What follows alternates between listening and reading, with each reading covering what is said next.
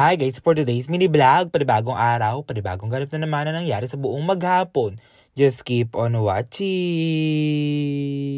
Ang agenda nga po pala natin ngayon, magpapa-sked nga pala tayo for rhinoplasty. Yes po, opo, pupunta nga pala tayo dito sa Tarlac. Mga girl, pinag-isipan ko nga to talaga na matagal kung itutuloy na nga natin to kasi nga guys, medyo natatakot pa nga ako, di pa nga buo ang loob ko. Eto na tayo mga girl, kaya ano pang inaantay nyo? Samahan nyo nga ako sa journey ko na to. Nagpalista nga lang ako dito mga girl kasi nga guys, aantayin pa nga namin si Doc, may sinasurgery pa nga daw siya. Insecurities ko nga talaga mga girl yung nose ko dito, kaya ayan nga talaga, pumunta na nga tayo dito sa Jewel Aesthetic and Spa. Hindi ko pa nga talaga mga girl alam kung ano nga talaga yung gagawin sa ilong ko, pero ang alam ko talaga dito, rhinoplasty nga lang talaga yung alam ko. Meron nga silang ailerplasty, tiplasty, saka nga pala rhinoplasty talaga yung mga alam ko dito mga girl na available na pwedeng gawing procedure. Na-excite ka talaga ako mga girl kung matutuloy nga to, kaya ayan nga talaga, magpapacheck up mo tayo ng nose natin. Kaya ayun nga, natapos na nga si Doc, kaya dali-dali na nga akong pumunta sa kanila para i-meet na nga siya. At ayan nga pala, hello nga po pala sa Doc. At ang sabi nga pala sa akin ni Doc, dun nga daw pala kami sa taas dahil aesthetic nga pala yon. O aesthetic